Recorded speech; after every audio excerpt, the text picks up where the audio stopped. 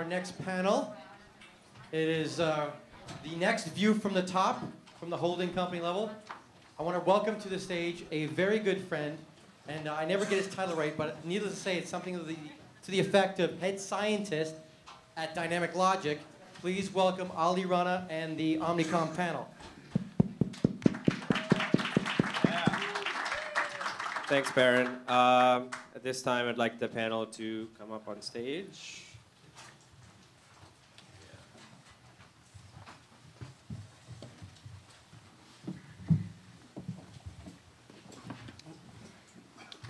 I like this because it makes us feel like we're on Double Dare. Physical challenge. We really All are. cozy up there? You guys good? Yeah, we're good. All right. Good. Thank you, Baron, for giving us the opportunity to talk. We have the difficult task of being the panel after lunch. But trust me, these guys are cool. They're pumped. They're ready to rock. And I'm going to just let the panel introduce themselves. We've got Rick, Mark, Sal, and Paul from Omnicom, their dream team. And we're going to talk about mobile. We're going to dissect it. We're going to talk about some interesting things, talk about the future a little bit. And I would love to keep this interactive. We've got 45 minutes. We don't have any slides, so you're going to look at us and enjoy. So, Paul, do you want to take it away? Yeah, sure. I'm Paul Gunning. I'm the Chief Digital Officer of DDB Worldwide and the CEO of Tribal. Good afternoon, everyone. Sal Candela. I'm the Mobile Director at PhD. PhD is a communications planning and media buying agency at Omnicom Media Group. Hi, I'm Mark Himmelsbach. I'm the Director of Digital Strategy of North America at BBDO, which is a creative agency. And Rick Stallings, and I run the East Coast division of Airwave, which is a mobile marketing firm inside of OMD. Cool. So the good thing is everybody's got mobile in their title. Let's start with you, Sal. How did you get into mobile? So probably in, I think it was 2008, I was in digital. And it's interesting because I think I see a lot of familiar faces here and a lot of new faces, which seems to make me think that a lot of folks here may be digital, maybe mobile, and a combination of both, which is the way that I started, where our clients were interested in mobile. And being in digital, we had to kind of learn that as we went, and that's how I got involved. Paul? I don't know if I have a really good entertaining story. It just sort of got into, I think it just gets into all of us at this point. It started to become of interest when scale started to hit, and when specifically our retail clients started paying close attention to it and how it could drive traffic into their stores, and it just started dominating the conversation as it does today. So how are you then aligning internally within your agency to make sure that there's a unified strategy, and especially if the clients are really asking for it? Well, I don't think there's a unified strategy, and I don't think we could have one. We're a global company, and so the instances of mobile usage and how consumers are using it is vastly different from Argentina to Shanghai. I'm assuming everyone can hear me, by the way. Argentina to Shanghai and Korea is vastly different from the US and Europe.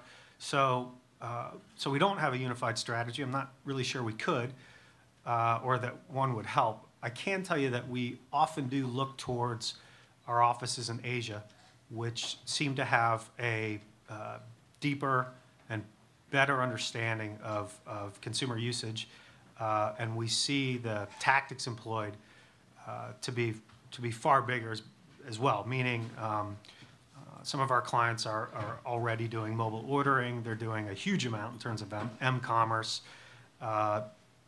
Advertising and search are not a bolt-on, but are a massive part of their media mix already. I think we've all probably seen, especially in Korea, where they're using mobile payment on the wallet. Mobile wallet those things are all rolled out en masse. So I'm lucky enough to get to see how those work, and as we start to tackle those opportunities in the US and somewhat Europe. So it's not a unified strategy, but I think we're just looking at what works and what doesn't coming out of Asia. Yeah, I'll add to that. Actually, I have a kind of a differing view in that What we see, we always talk about Asia, and a lot of our clients come to us and say, well, what's happening in Asia from a consumer standpoint is important because of the conversation. They're skipping the computers. There's a lot of access for purchasing elements. But I'll point out, the iPhone effect is that the iPhone is a American product. And there's very few places in the world where you have unlimited data and unlimited Wi-Fi. And so I think what we're seeing is not necessarily a leadership from Asia for the consumer maybe from a consumer standpoint, but from a consumption standpoint, there's the opportunity here in the US to really drive and influence the way the rest of the world looks at what is an entertainment vehicle. So that's something I like. We focus on a couple of entertainment pieces, and I think the idea of like cloud computing and Wi-Fi access pretty much everywhere is extremely important in thinking about how we're reaching our consumer and kind of making whatever that next step is.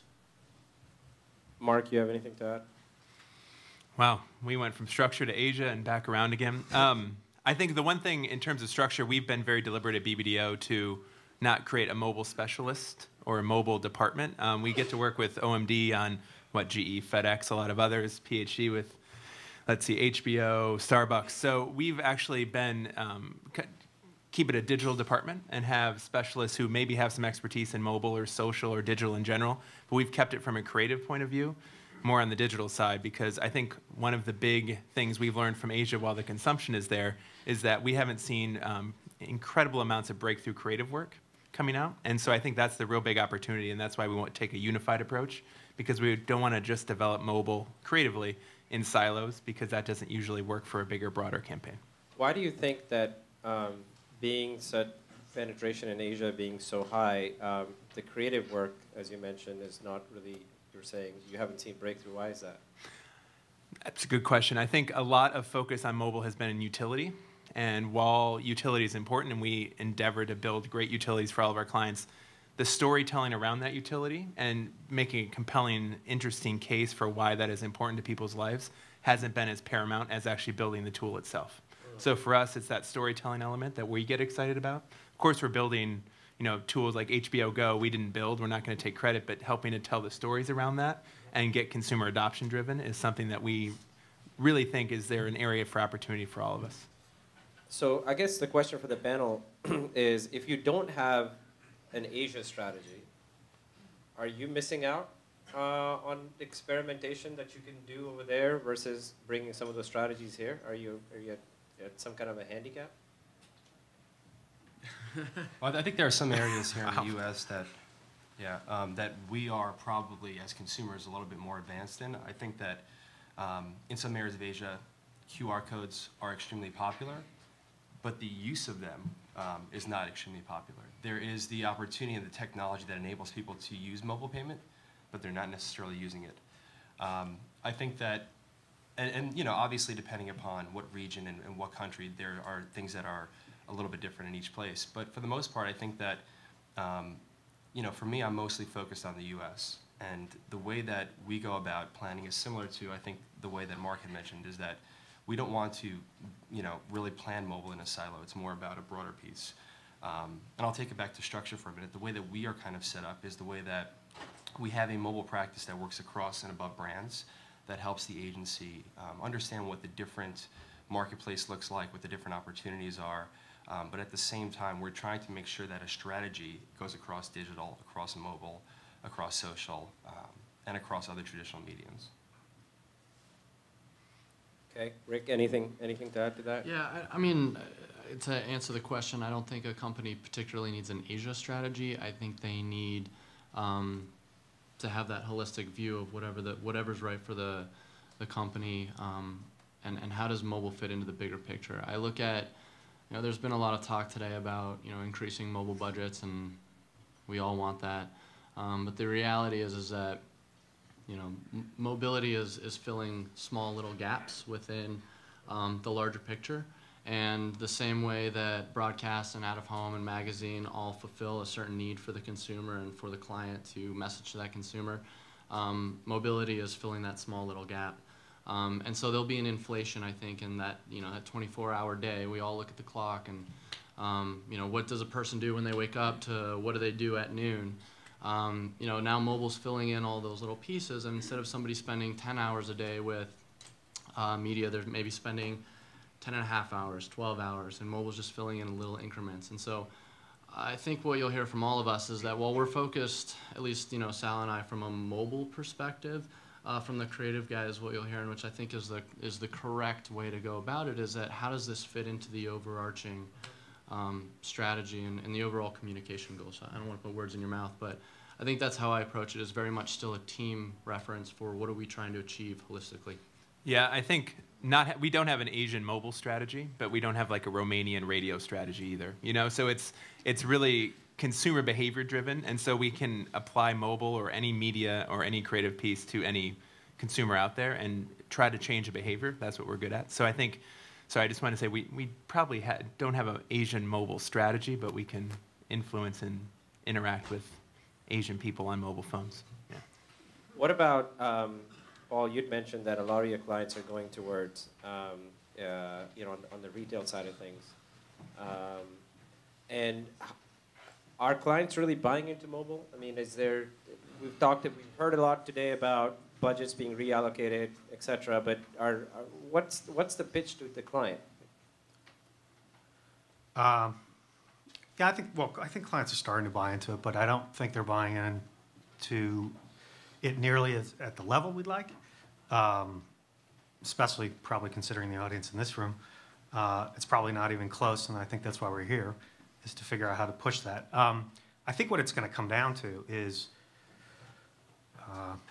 proof points that it can deliver a better advertising vehicle than other options that are currently available. So I've said this before in other categories. The aggregate budget's not getting any bigger. So it's just a street fight. And it's every man for themselves, right? So the only way to come out on top is to essentially take somebody else down. And the only way to do that, sorry to be so crude, but the only way to do that is to prove that you have a better model, meaning that the consumer experience is better than some other advertising vehicle, that the targetability is better, that certainly the ROI is better. And I think mobile has all of those pieces already baked into it. We're just trying to figure out the use cases on an aggregate level and on a scalable level so that we can confidently take out other forms of media and take their budgets. I will tell you that I had a retail client tell me that if we do this right, if we as an industry do mobile right, it should replace their radio budget.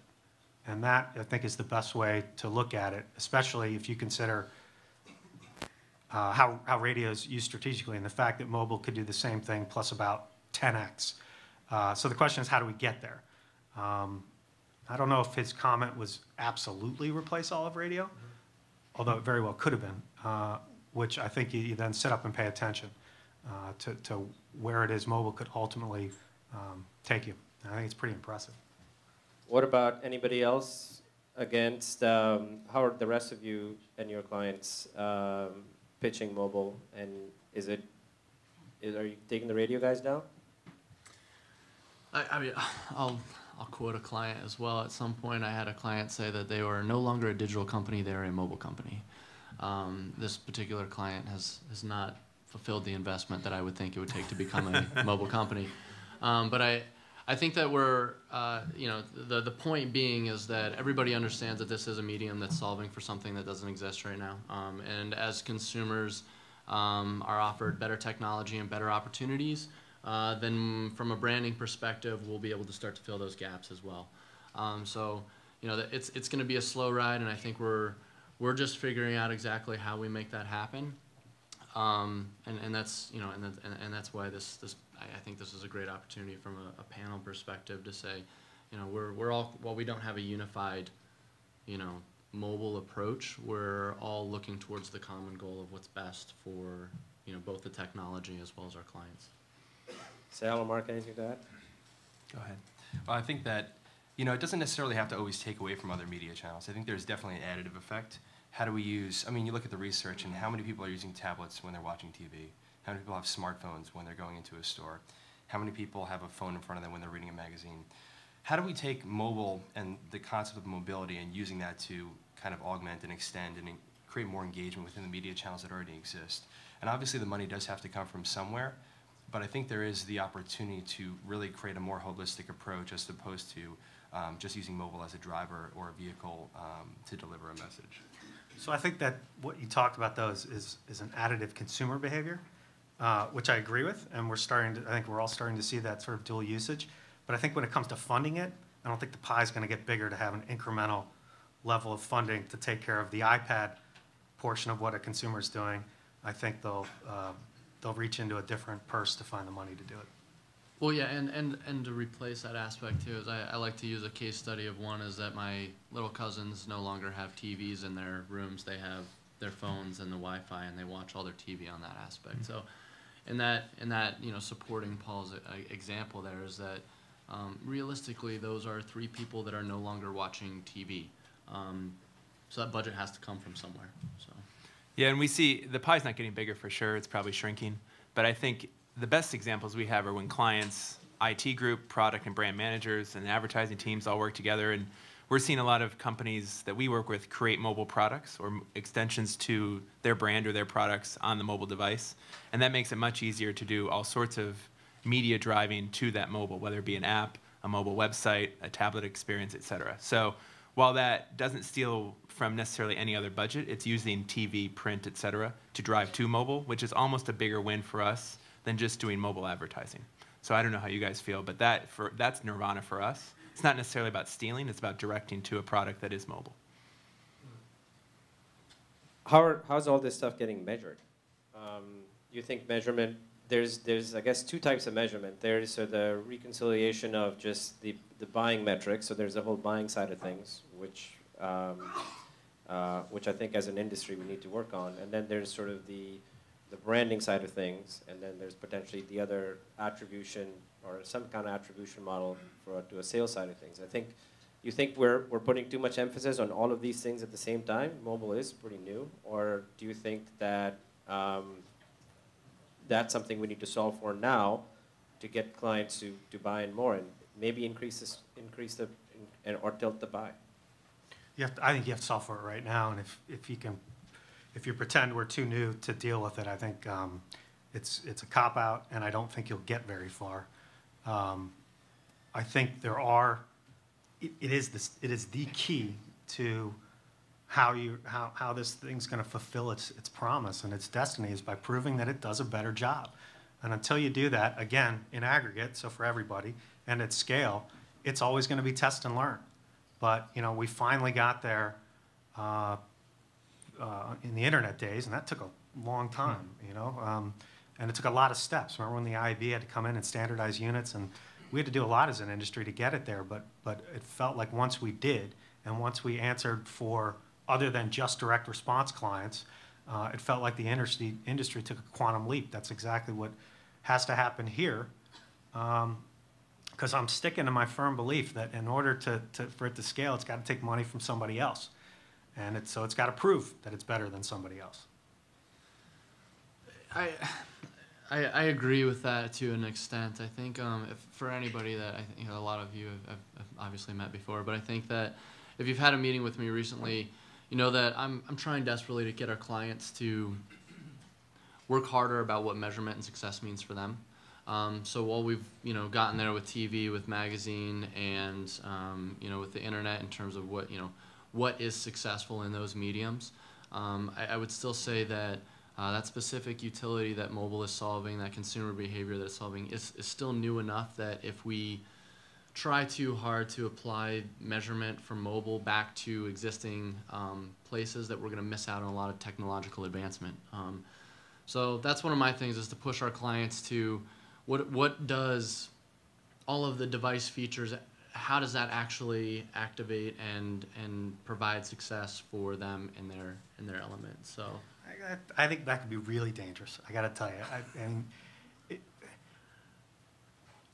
it feels like we're going to invent a statistic that doesn't exist in any other parts of business, and down that road we go again. It's we need to affect brand metrics, we need to affect sales, and we need to affect how we drive people into retail. And if we try and search for some KPI that sort of has a meaning, but then again maybe doesn't, then you have to teach the industry. It just gets too difficult.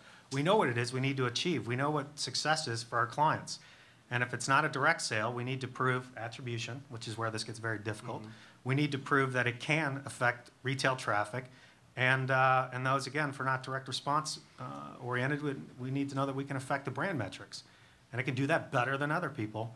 And if we do that, I think you have a really honest conversation with the clients as to why they should put money into this.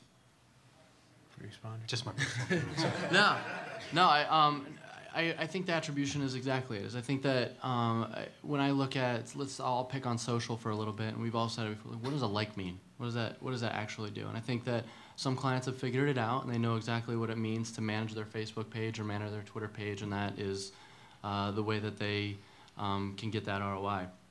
If we keep things like impressions and click-through rates and very simple, I guess almost digital-based. I say digital because I hope that mobile will one day be digital. But there's elements that we've got all these tools that we can use to exactly measure what is that ROI and how do we get these factors into it. So I'm not saying that we need to invent things like come up with a new version of GRP or something like that, but how does whatever we're measuring in mobile uniquely be for mobile, and how does that apply to the overall business goal of the client? So what are the 2 or 3 KPIs that you're looking at that your clients have potentially bought in that you are comfortable reporting on, and or potentially there is some either attribution or just sort of an indirect attribution that your clients have bought that have bought in on that we need to expand as an industry? I think, well, going back to it's either brand awareness or it's either brand metrics or it's direct response, right? If it's brand metrics, then you're going to look at doing a brand study and how does that increase the specific brand metrics that you're looking to increase compared to other media vehicles. Outside of that, it's direct response. Are you trying to get someone to download an app? Are you trying to get someone to visit a store? Are you trying to get someone to call a store, make a purchase through a mobile device?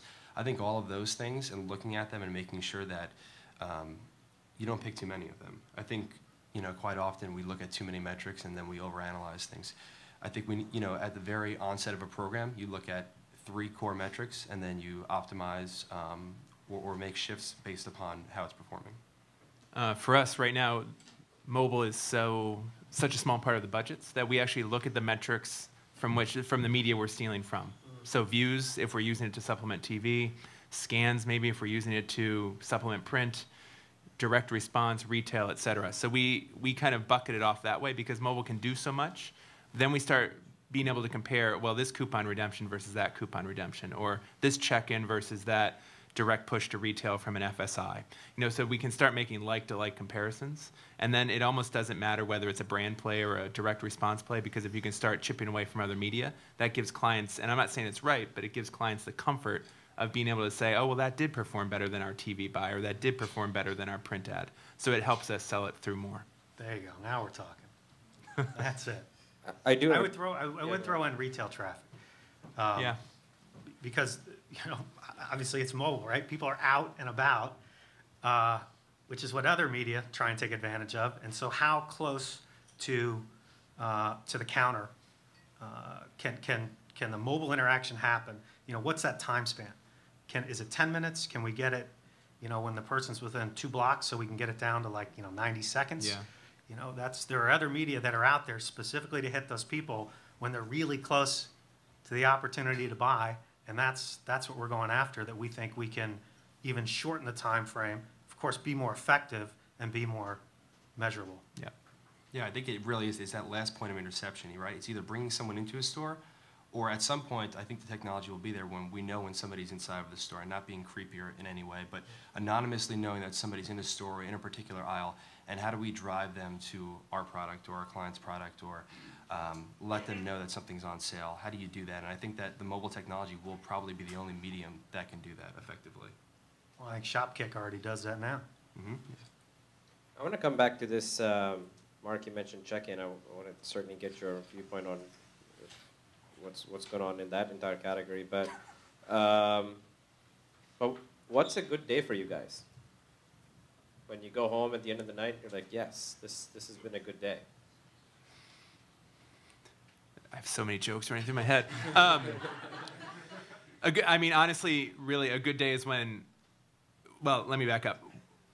We only believe that the only thing clients see is the work that's out there, the advertising that's out there. So I could prepare the best strategy deck in the world, but if that doesn't lead to good work that's bought, that's seen in the world, then it doesn't really matter. So for me, having a good day is when clients buy good work and are as excited about it as we are, and then that work actually runs. And I know that sounds trite and cliche, but it really, at the end of the day, that's why we're not consultants. That's why we're in advertising, because we actually like to see our things in the world. So for me, that's it. Rick? Seriously? I'm the only one? Yeah. You're the only one that has. And then a nice massage, a good steak. Come on, guys. Yeah, no, I think obviously everybody wants to see their work displayed and be proud of it. I think when I go home and I think I've had a good day, I think I have made a connection with either getting that next step in the process of innovation, whether it is getting something to market and saying, oh, this actually did work, we can push this to the next level. I think that excites me is after we've found success, I think there's ways to find easy and daily wins, and I think that for me, I'm looking for the big picture. So, in the future, what does this mean? What groundwork are we setting? And at the end of the day, have I set or established some sort of benchmark that will push this or elevate this particular company to the next level? Do you want to be more specific in terms of some client success stories potentially? No. Sal? Which question? Save me here. Good day or? Both. I guess it could I be linked. think a good day, these guys said it, it's making progress with clients, it's making progress with your agency partners, in terms of, just making sure things are getting done. I think you can't look back at every day and think you've accomplished a lot. I think it, comes at the end of a few months or a few quarters, and you look back at the business and you say, yeah, we helped move this. But a lot of what I do is influencing the team and trying to inspire them to do great work. And to Mark's point, that's really, I think, what it's about. It's about getting great work out there and about getting people to understand the value in mobile. And at the same time, I think it's about having good meetings, good concise meetings with our media partners and publishers out there. Wow. What about, I think this was a question that came from during our pre-analysis call. What do you have to say to the reps in the room? What is your evaluation criteria for working with some of the folks here? Jump ball. I'd say first is capabilities. What are they selling? How are they selling it? What type of ad formats do you offer? Innovation's obviously another one. I think mobile IQ is definitely one. I think the idea that there are a lot of new mobile players in the space, but having people that have been in the industry for a while that understand where we've been and where it's kind of going and leading that forward, I think that's definitely a key area for us. And also having success, with our clients and kind of sharing insights that we probably wouldn't have seen before. Anyone else? Go ahead, Paul. No, you go. Okay.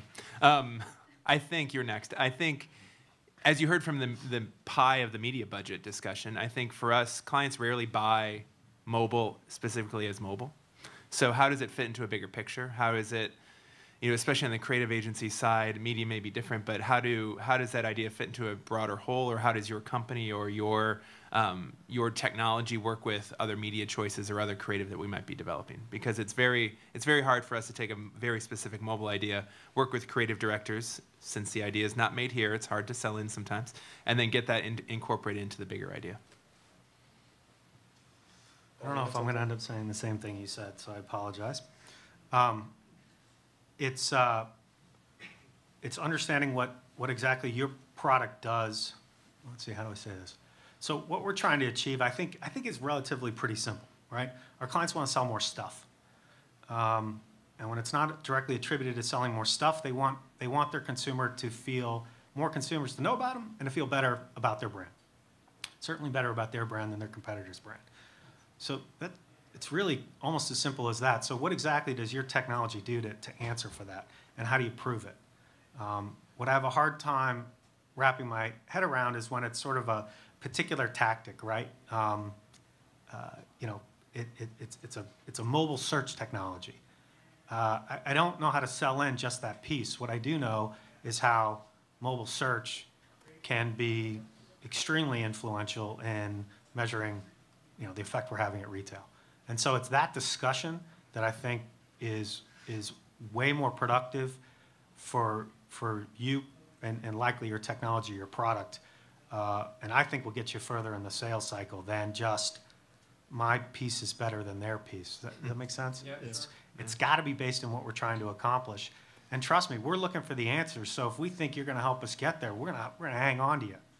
But if it's just a better explanation of your technology, I kind of got it, and now I need to go on. And I think the danger would be your competitor engages in that broader conversation with us, and then we're going to hang on to him. And as we go to put the solution together, likely that's the product that's going to come to bear. Yeah, I completely agree. It comes down to insights. Yeah, there's a million networks out there. There's a million different tactics. But what can you actually bring to us from a strategic piece? You know, we're being tasked with essentially mind reading for a majority of our clients. You know, And that changes a lot. Yeah. Every day. Yeah, exactly. So I think you know what we're tasked with is consistently coming up with, well, why are we doing what we're asking to be done? And I think it's not because we're looking for a better mousetrap. We're just asking why does this work?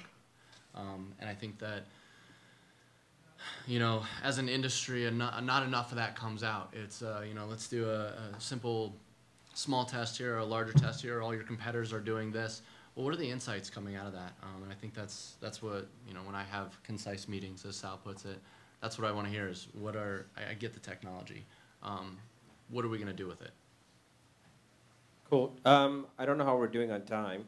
I have one more question, and then I think we definitely would like to take some questions from the audience. Any one technology or idea potentially that you think isn't really fully realized, but potentially by the year's end or next year, do you think it could be potentially game-changing within mobile? Kind of like a blue sky. There's a few, I think. I'll go on the thought I had before. I think that there's things like Shopkick where you can reach somebody inside of a store, and they're far and few between of areas where you can reach somebody inside of a retail location. But I think as more and more retailers start to develop maps inside of their stores, how can we use that in a way to effectively reach somebody depending upon what aisle they're in? And I think that will probably be something that happens sooner rather than later.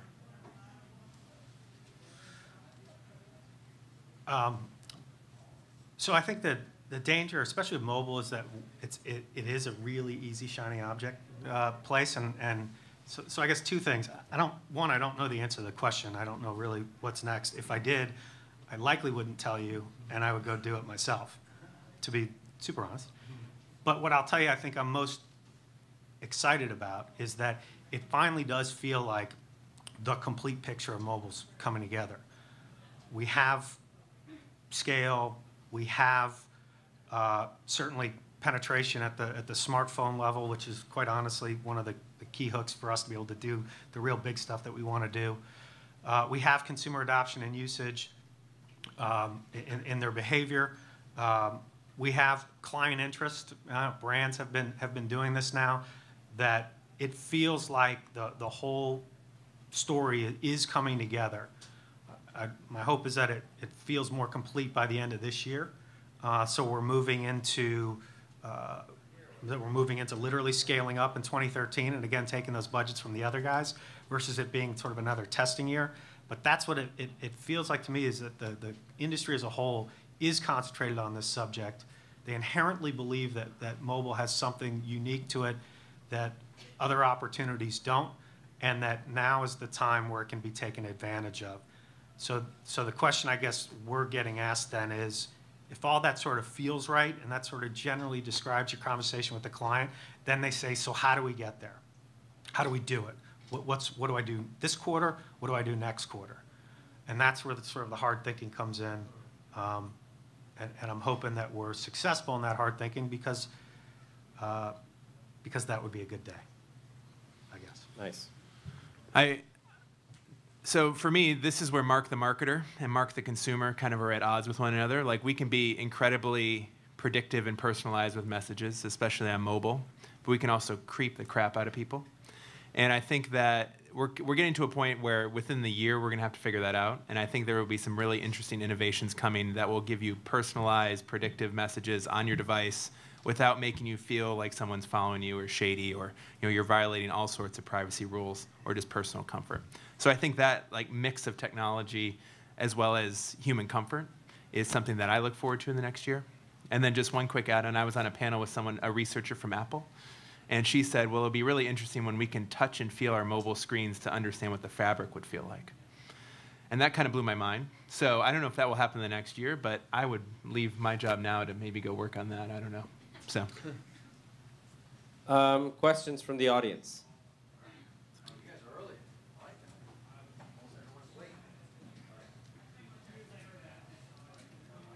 For our Omnicom panel, questions? Anybody? Oh, they missed another cut, of course. Rick, is this on? It's on. You mentioned that you did not want to reinvent the GRP, but one of the classic questions that you get asked and we get asked is, how much should I buy? How much is enough? How much do I invest? If not a GRP, then what? Because I actually favor some sort of GRP, keeping with the traditional. Yeah, I mean, I approach this. Okay. I approach this question typically from a consumer standpoint. So roughly speaking, let's see where consumers are spending time. So let's just throw out that a particular audience is spending 20% of their time on mobile, and the rest of the percent on other product or other mediums. I feel like we use that as a starting point. And once again, we let consumers kind of dictate, and maybe we'll disagree on this, but in the qualm of not being a creepy marketer, you want to provide value. And so if they're spending 20% of their time, then let's look at providing 20% of, not necessarily our budget, but 20% of our marketing time towards that particular group. And that's our starting point. So. Any other questions? Oh, right over here. Great. Pass you the mic. Hi, I'm Madison. I'm from Ogilvy. I'm on the IBM account. So this is specifically geared towards just B2B. So where do you see the future of mobile marketing for B2B brands, as opposed to just, a CPG brand where you're in the store and you have your mobile phone? I guess more specifically for B2B. I went first last time. Okay.